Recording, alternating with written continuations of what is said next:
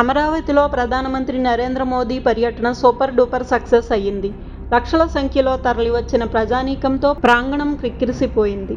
ఈ సభను ముఖ్యమంత్రి చంద్రబాబు నాయుడు, ఉప ముఖ్యమంత్రి పవన్ కళ్యాణ్ కలిసికట్టుగా నిర్వహించారు.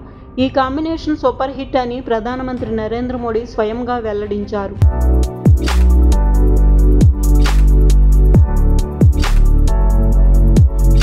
అంతేకాకుండా తెలుగు రాష్ట్రాలకు నరేంద్ర మోదీ వరాల జల్లులు కురిపించారు.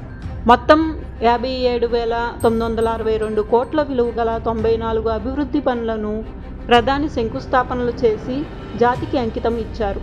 రాజధానిలో కొత్తగా అసెంబ్లీ, సచివాలయం, హైకోర్టు భవనాలు, న్యాయమూర్తుల నివాస సముదాయ భవనాల నిర్మాణం చేపట్టనున్నారు.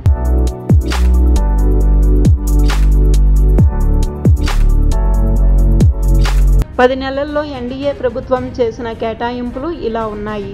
రాజధాని అమరావతి నిర్మాణం కోసం 15,000 కోట్లు, హడ్కో ద్వారా అదనంగా మరో 11,000 కోట్లు, పోలవరం ప్రాజెక్టుకు కొత్తగా 12,157 కోట్లు, పేదలకు అందించే టిడ్కో గృహాల నిర్మాణానికి 4,400 కోట్లు, రాష్ట్రంలో రైల్వే రంగ అభివృద్ధి కోసం 73,743 కోట్లు, తిరుపతి జిల్లా కృష్ణపట్నంలో 2,139 కోట్లతో క్రిస్ సిటీ, అనకాపల్లి జిల్లా పూడిమడకలో 18,500 కోట్లతో హైడ్రోజన్ కేంద్రం, అమరావతికి 2,245 కోట్లతో నూతన రైల్వే లైన్ మంజూరు, స్టీల్ ప్లాంట్ పునరుద్ధరణ కొరకు 11,440 కోట్లు, విశాఖ జిల్లా నక్కపల్లిలో 1,877 కోట్లతో బల్క్ డ్రగ్ పార్క్, మొత్తం 13 రాష్ట్ర రహదారుల అభివృద్ధికి 400 కోట్లు, రణస్థలం కారిడార్ అభివృద్ధికి 252.42 కోట్లు, గుంటూరు నల్లపాడు ఆర్ఓబి నిర్మాణానికి 198 కోట్లు, పెట్రోలియం యూనివర్సిటీ ఏర్పాటు కోసం